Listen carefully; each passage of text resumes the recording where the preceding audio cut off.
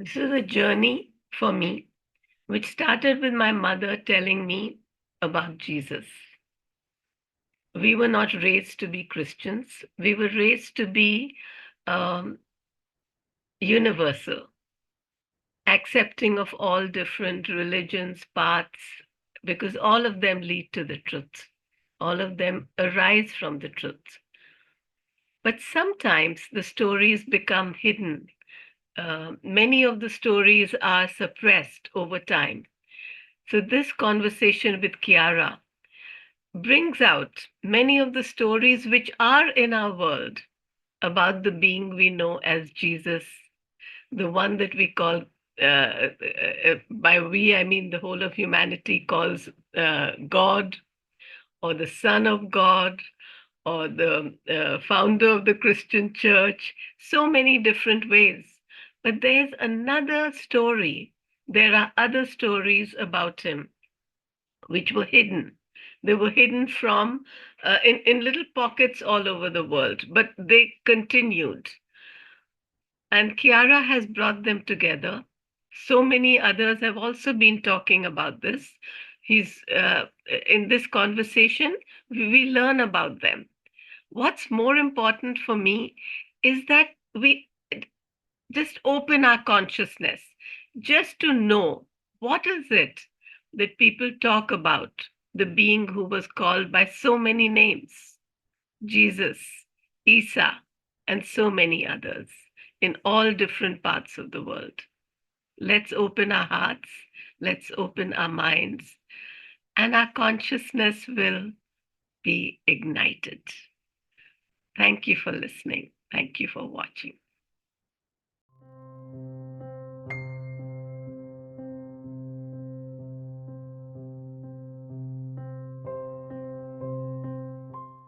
Welcome, Kiara, to Co-Creative Conversations, and I'm welcoming all our readers, our listeners, and also our watchers of YouTube to Co-Creator Circles Conversations. These are conversations with people who are change makers and who not only walk their talk, but also talk their walk in a way so that we can ignite inspiration and we can draw the listeners in, because this is how we are co-creating a world, and we are looking at what kind of world we are co-creating. Today, I'm very happy to welcome Kiara Windrider. Kiara is an author of several books: Journey into Forever, Isa, Ilahinur, and all his books are evolutionary books. He's an avid science researcher, exploring connections between galactic cycles, climate change, ancient history, quantum physics, systems theory, human behavior, and spiritual awakening. As an outcome of this extensive research, he has come to the firm conviction that we stand collectively at the brink of a quantum evolutionary leap beyond our wildest dreams. Kiara has worked with Egyptian, Huna, Celtic, and Sufi traditions, and he's rooted also in integral yoga and the Advaita traditions of India. There's so much we can talk to you about, Kiara. Today, I would love you to tell us about this recent journey that you have been on. Thank you, Meenakshi. It's always nice to see you and connect. And the co-creative circle is really coming into form in so many ways. This particular journey for me was up to Kashmir and then Ladakh, and it was following the footsteps of Jesus, as he's known in the West, or Isa, as he's known in India. Yusasuf in Persia, um, um, Yesu in the Malabar coast amongst the Marthoma Christians, the early Christian church. So I was joined by a South African filmmaker, and we're doing a documentary on some of the sites that he lived and visited, and including the tomb of Isa in Srinagar, Kashmir. So there's all kinds of stories which are not heard in much of the world, and especially in the West. It's like we hear one side of the story, which is the Western Christian churches, and there's another side of the story that's now coming forward from so many writings in the past: Hindu, Buddhist, early Christian writings, Tibetan, even Chinese.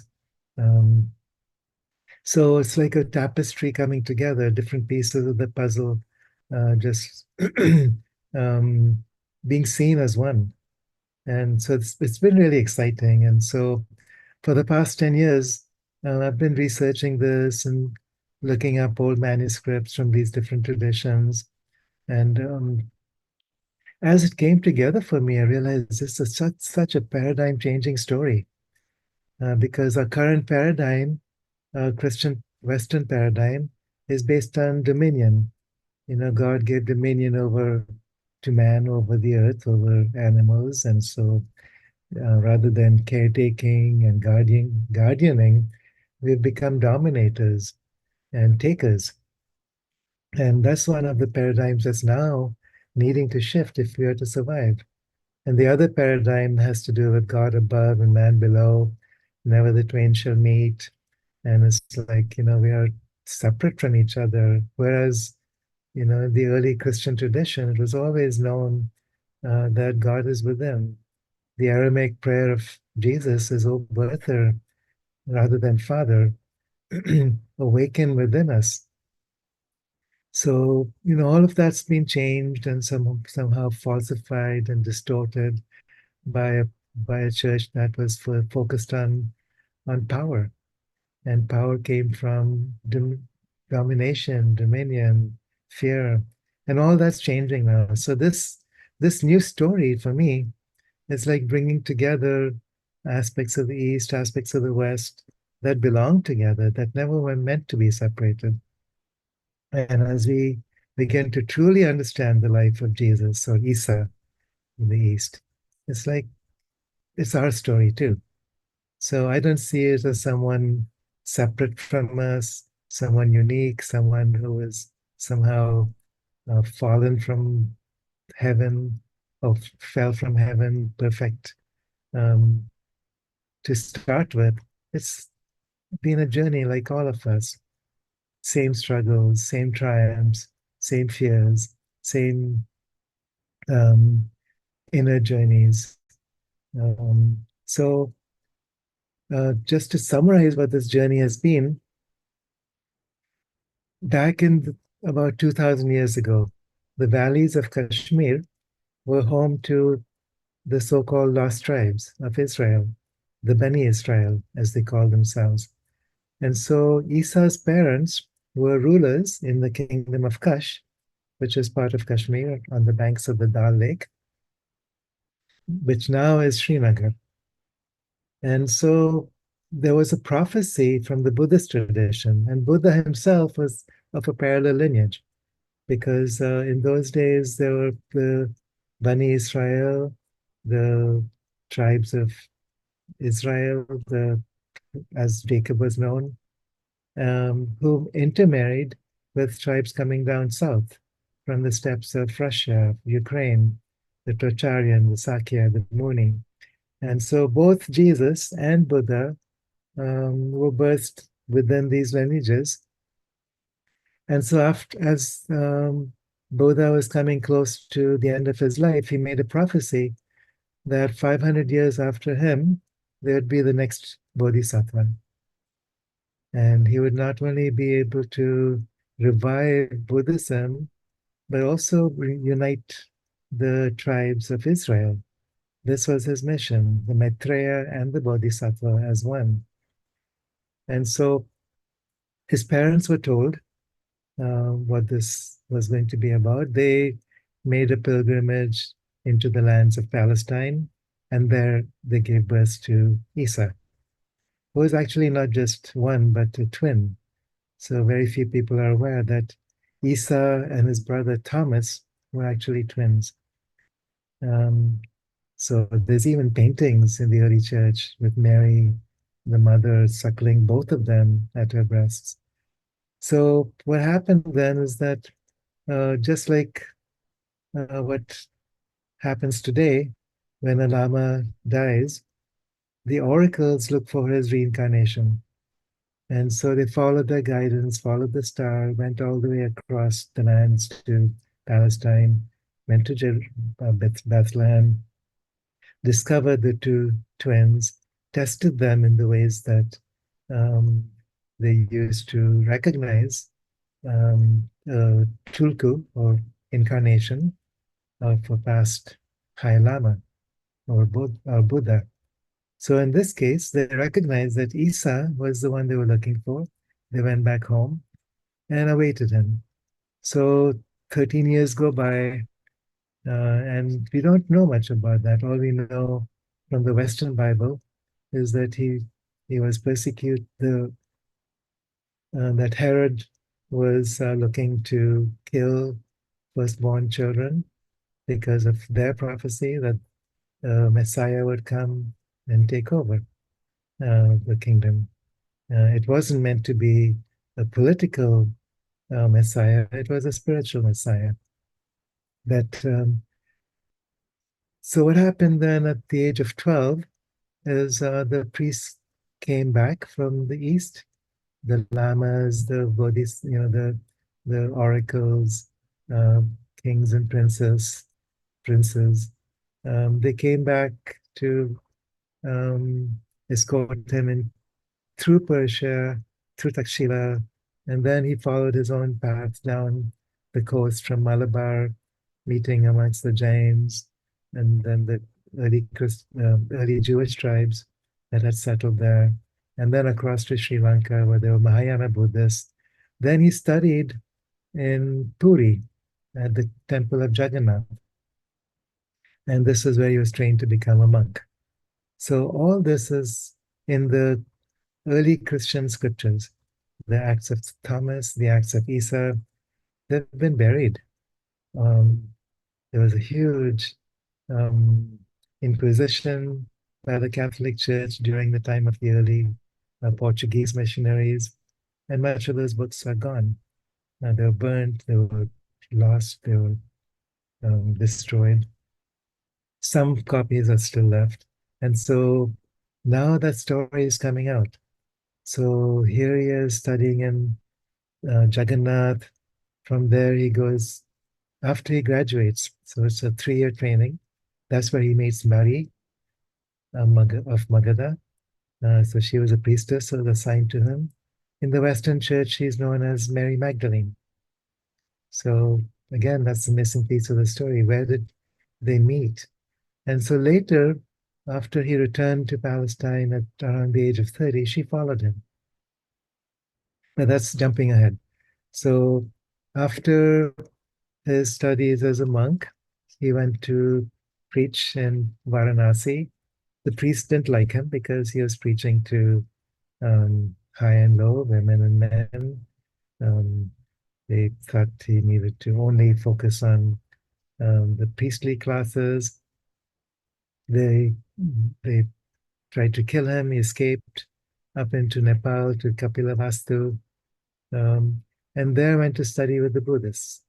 So the Theravada tradition, what we know today as Vipassana.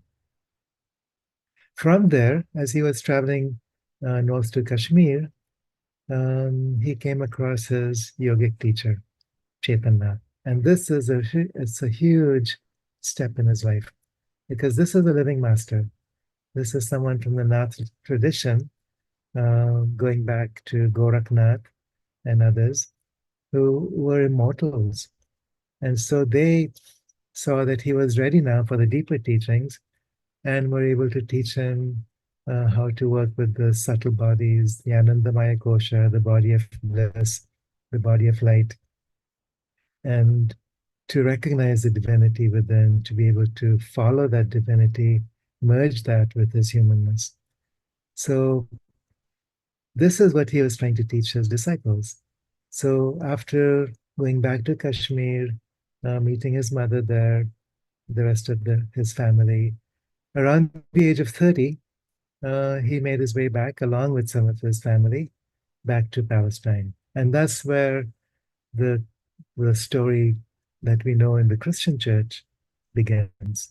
So the 3 years that he taught, gathered his disciples, went through deep initiations, taught them about recognizing the divinity within, the I am presence within. As he says, I and the Father are one. Um, Same things that I do, you can all do. Nothing in me that's special, that's any different from what anyone else can achieve and experience. So this was his ministry, of course, in a very dualistic culture, which the Jewish culture had become. There was no room for him. So again, they tried to get rid of him. And what happened then when he was crucified, according to these stories, is that it was actually a plot to rescue him, to save him from the priests, rather than to kill him. Yes, the priests wanted to crucify and kill him, but a few of his disciples, including Pontius Pilate, who was the secret disciple of Issa, managed to take him down alive from the cross. He was only up for about 6 hours. He was wrapped up in a shroud with healing herbs, aloes, and myrrh, and so on. And while he was hanging on the cross, they gave him a, remember that Roman soldier who raised his spear with the, with the sponge containing vinegar. It also contained belladonna and certain opioids that gave the appearance of death. And because he was a yogi, he knew how to control his heartbeat, his breathing. And so he appeared for outer purposes to be dead. So they took him down. By the next morning, he was sufficiently recovered to be able to get up and leave the tomb and walk out amongst his disciples. He remained there for about 40 days. And then, with a few of his disciples, finally made his way back to Kashmir. So, this is the end of the story that we know in the church. Except he didn't die. There was no resurrection. It was simply a resuscitation, a recovery, and he made his way east again. Meanwhile, Mary Magdalene went up north, Maria of Magadha. She went to France. She founded the Cathar, the Gnostic traditions. And after Isa returned to Kashmir, um, this was his kingdom, his father's kingdom, and he was in training to be able to take over the reins. Meanwhile, he married. There was a Kashmiri princess, Miran, or Marjan, as she's also known. They had 3 children together. Two of them followed Isa back to England at one point, where they remained. Meanwhile, Isa had another daughter through Mary of Magadha, Sarah. And so all of that story comes together in the founding of the Grail lineage. I won't dwell on that so much right now. But back in Kashmir, so Isa and Miran are married. They are equals in this work of spiritual um, awakening. So they have an ashram. They teach various princes and um, seekers. Apollonius of Tyana was one of them that is familiar from the Greek tradition. And then later in his life, later in their life, because both of them eventually took the rainbow body, which is a Tibetan um, teaching for transforming the physical body into a body of light. So that's a summary of the alternate history of Isa, of Jesus. So it's fascinating, and there's references to this in many monasteries and many writings that go back 2,000 years. So this was part of our mission, this South African filmmaker and myself, to seek out some of these places, just to ask questions, to see what people still um, knew. So there's people who recognize the truth of all this. There's a whole lineage. There's record keepers in Srinagar who go back 60 generations. in their own genealogy, tracing their ancestry back to Isa and Marjan. The tomb of Isa in Srinagar, it's right in Kanyar district. We went there. We also went to Aichmukham, where he first came back into Kashmir after his crucifixion. We went to the fourth, to a stupa where the fourth Buddhist council was held in around 70 AD, and this was presided over by Isa. So, obviously he was recognized, he was revered amongst the Buddhists as well as the Hindus. So remember that prophecy that the next Bodhisattva would arise 500 years after the death of the Buddha. So his work at the Fourth Buddhist Council was to revive the teachings of Buddhism, return to compassion, return to sacredness, return to self-realization, which then became the basis of the Theravada tradition, the Vipassana tradition. So meanwhile, the story continues. We followed that as best we could, going through some of these different sites. We went to some of the monasteries in Ladakh, where there's records of Isa. Um, there's a book by Nicholas Notovich and also Swami Abhedananda, which refer to this. That when Nicholas Notovich in the late 1800s went to Hemis, the lamas told him, "Yes, we have records of your Isa, and if you wish, we can find them for you."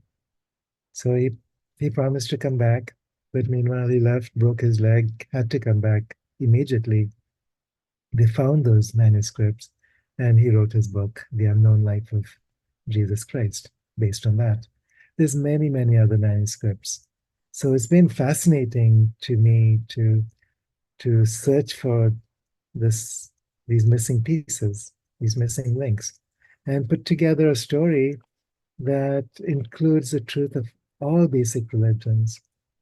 So you find the essence of the Persian religion, Zoroastrianism, and the essence of Jainism and Buddhism and the Hindu traditions, and later also the Islamic and Sufi tradition, because everything they all preach is about peace, love, beauty, and joy.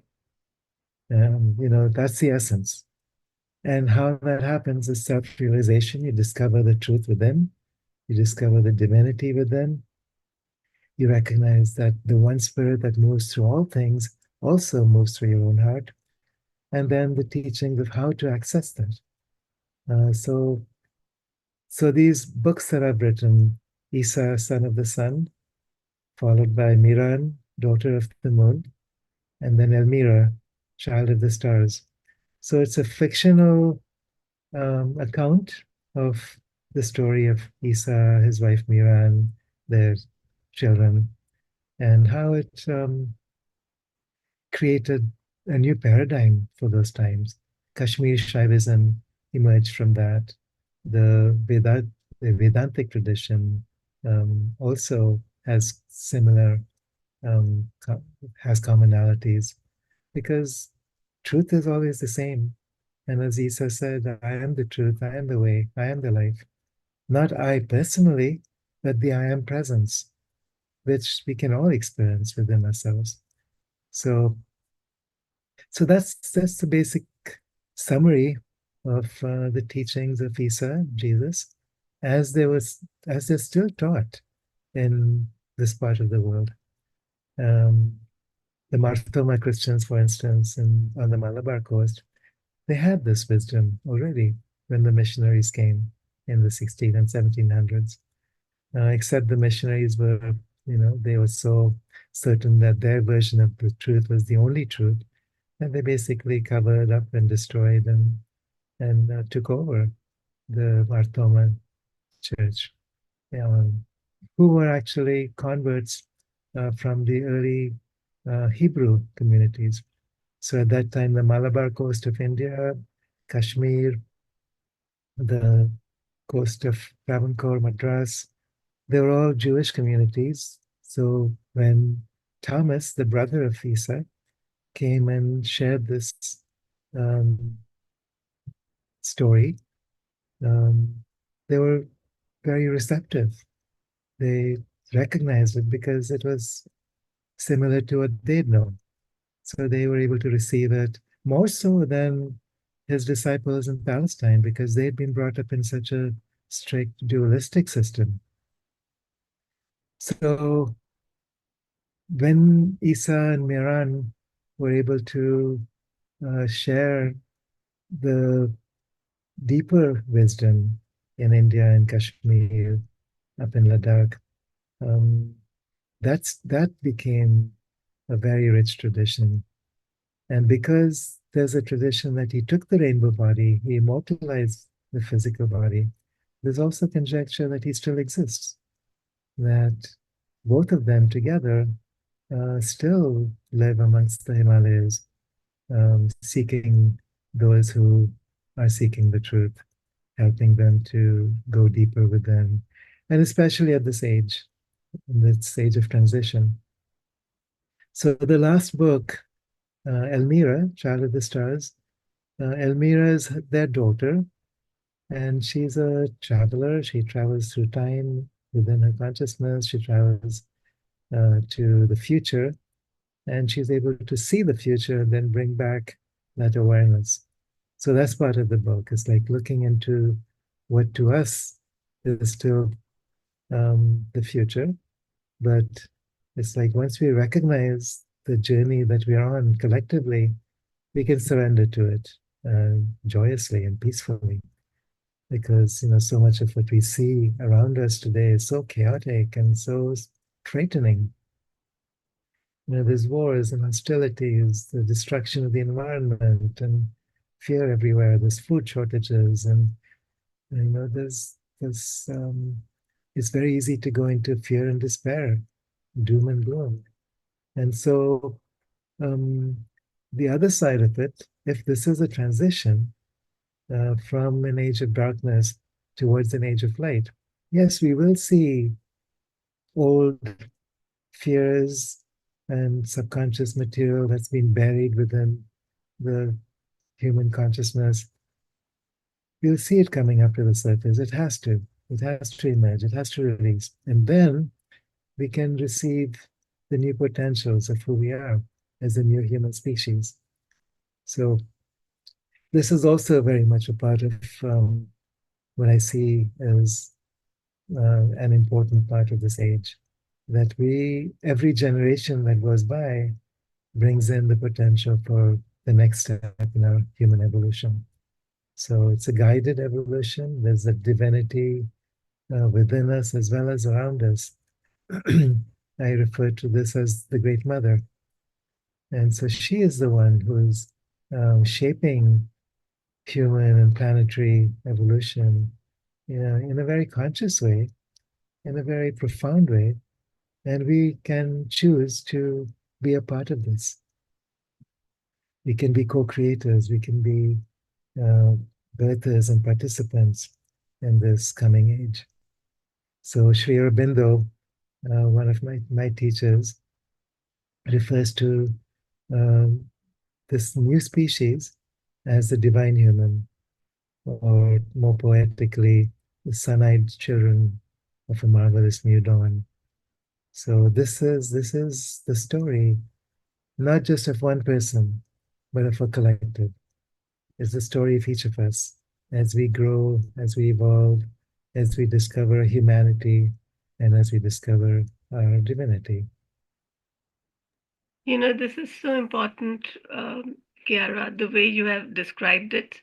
One of the things that came to me as you were talking is that a question would arise in my mind and you would answer it. And and sometimes I feel that this is so important as a part of conversation, Yeah, especially in today's world. We feel so much that what is heard from the ear, you know, is yeah, what is spoken, is the conversation.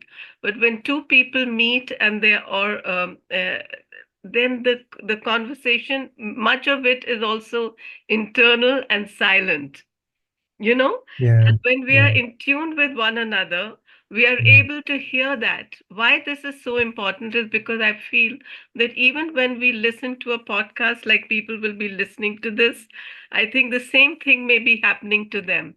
And this Mhm. part of the conversation is so important, because one of the things that came up for me is two things came up for me. One, that people in India today are, because Christianity, so interestingly, even though Jesus, like you're saying, had a life in India, it came to us from the West, the way it is now.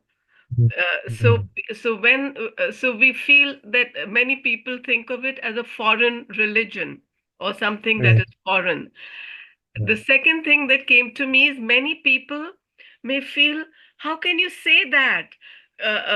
How can you say that this is the way it was? You know, people can get so riled up and so distressed and disturbed Mm. by something which corners of the world, like you're showing, already knew. They knew these stories, and they Mm. must have felt suppressed because no one was listening to them.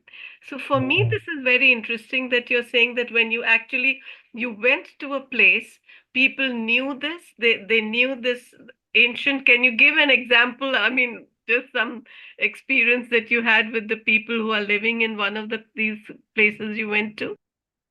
Well, so for instance, when we went to Thiksay Monastery, the monks over there said, "Yeah, we know all this. This is not new for us." Um, they they knew about the manuscripts. They didn't have them accessible at that time, but they said they'll look for them, and next time I come, maybe I'll be able to see them. You know, they have 108 sutras bound in their original parchment, hidden away, um, which are only just now being read and translated. So I'm sure there's a lot of history there, a lot of philosophy there, a lot of science there, um, because back then um, we knew things that we have even forgotten today. Yes, our history goes back thousands of years, and there's cycles that were much more advanced than ours. There's mathematical traditions, astrological traditions, scientific traditions, um, philosophical traditions that have been hidden away for a long time, and now they're coming out. So this story was also known to them. That yeah, we know about this. We know that what you call the three wise men were actually oracles, just like we have today.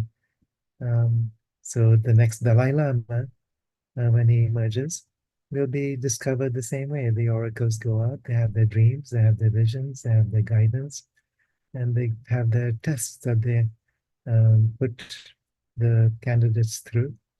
And then when they discover, yes, this is the one, um, he or she passes the tests, then they welcome him into their fold. And it was the same with Isa. So, yeah, so there's stories hidden away. I've talked with the early Christian churches, the Marthama Church, so priests within that church, and they've said, yes, we know this. We're not supposed to talk about this because for such a long time we've been persecuted by the so-called Western Christians, and we've been, forced to um, think that we were wrong, and now we're realizing that we're not. It's like it all fits together. So, and even the Islamic tradition, there's the Ahmadiyya Muslims, and they speak about this. The Quran also says Jesus did not die very categorically. He was rescued from the cross, and then he was brought to a safe place. So, I think um, what is so important when I hear this is that mm, as the world is changing and growing, and like you said, evolutionary leap, mm, or other people call it ascension. Whichever way we do, people are waking up. People are listening to different things. I think what's so important is to be open to possibility. You Right. know, even if we look at it in a very simple way, I like to bring things down to, like you were saying, our own life. If Mhm. if you are in a, let's say, a Thanksgiving family gathering, and each person who attended it, if they were asked what happened, can you tell us what happened? Will give another account, will according to their own point of view.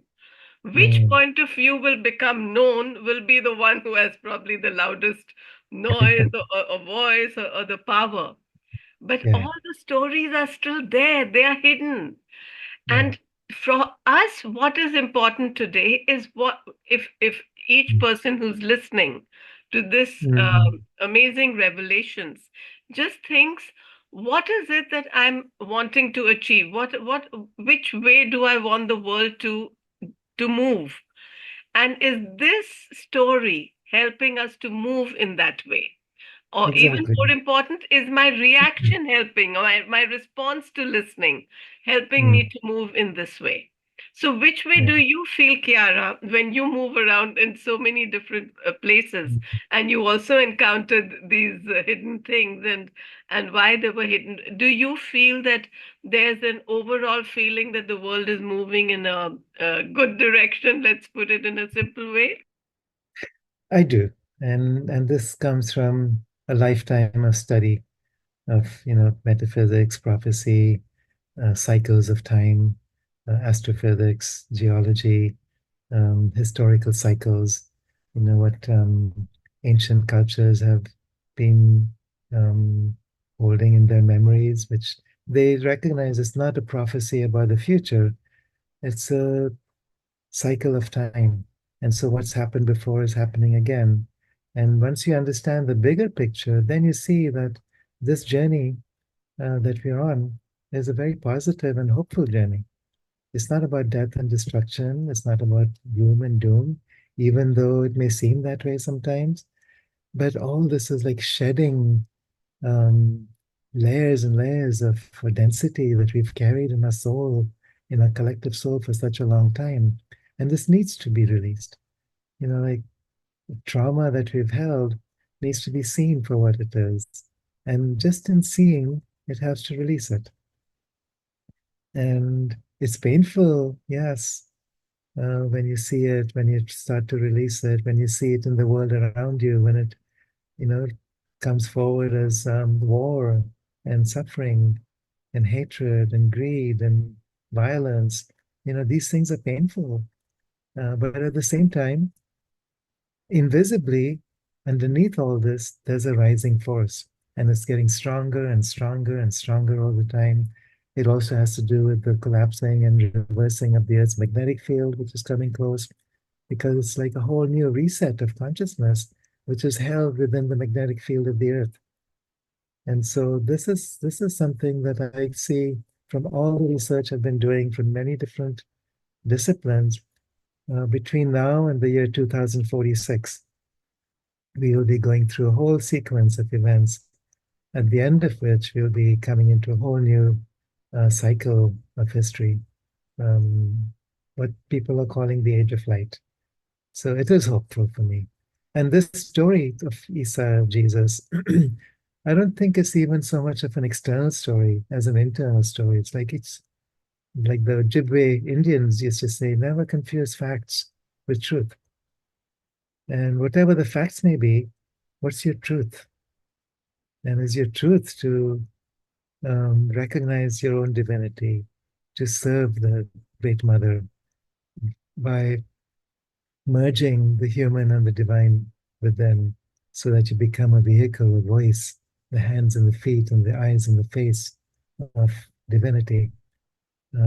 So your very vibration can create a transformation on this earth.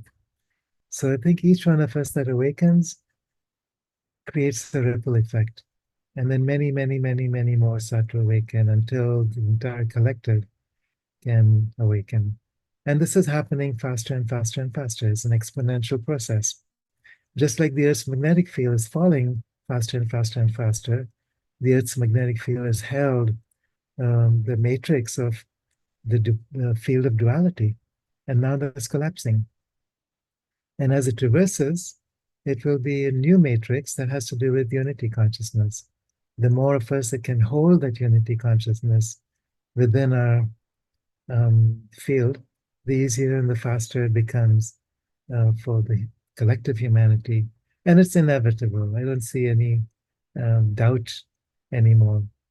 20 years ago, I wasn't so sure. But I feel like there's a rising consciousness that, even though it's invisible at times, is becoming stronger and stronger. Thank you so much, Kiara. I Mm. think this is a beautiful space to close this conversation. Do you have So, any Meenakshi, last words? Yes, go um, ahead. Go what I ahead. could let me bring out these books to Okay, show. sure. Um, Yeah, can you show us your books now, Kiara? yeah, so let me show you the trilogy. So this is the first book in the trilogy, Issa, Son of the Sun. So this is uh, basically the life of Isa or Jesus from a more complete perspective. This one here, Miran, daughter of the moon. This one goes into the story of his wife, his Kashmiri wife, Miran, and she came from well, her ancestors came from the north, intermarried with the Hebrew traditions in the valley. And so it's basically a shamanic journey. So, how she comes into being as a woman of power from the shamanic traditions that she was part of. And then finally, this book here, Elmira, Child of the Stars. This has to do with primarily their daughter, Elmira, but also their sons, Irania and Eliakim.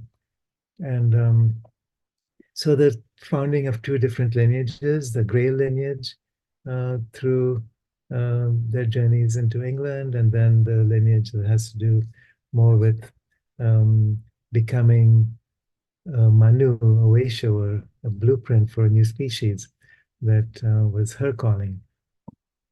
And there's also a couple other books I'd like to share. Um, so there's Gaia Luminous and Homo Luminous. And both of them have to do with the coming age. Gaia Luminous as, the new earth, the potentials that exist, how we can access that. So it's an interdisciplinary study from spirituality, psychology, earth history, climate history, cycles of time, and so on. Homo luminous, which is the term that the Incas used for the new human, also includes certain practices for awakening. So, working with the internal physiology and nervous system to be able to access energies from above and from below, electrical and magnetic, in a way that we can merge these five bodies, the five koshas, as they were known in the Vedic tradition, so we can experience our divinity more directly.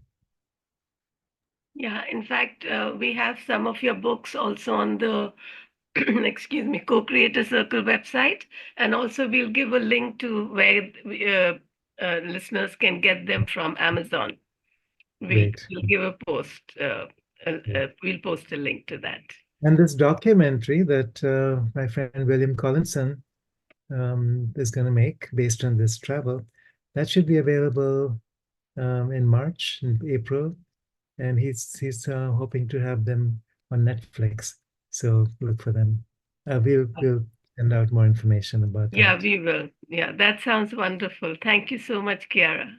Yeah, thank you, Meenakshi. This has been a pleasure to share and to connect with you in your co-creative circle, and look Well, it's forward our to. co-creator circle. And we are going to have you again because I know that you have that beautiful healing system, Ilahi Noor. Hmm. And yeah, there's so much we can converse about. Oh, And anytime. all of I this is so great. inspiring. Hmm. Thank you so Great. much, Kiara. Yeah, thank you, Meenakshi.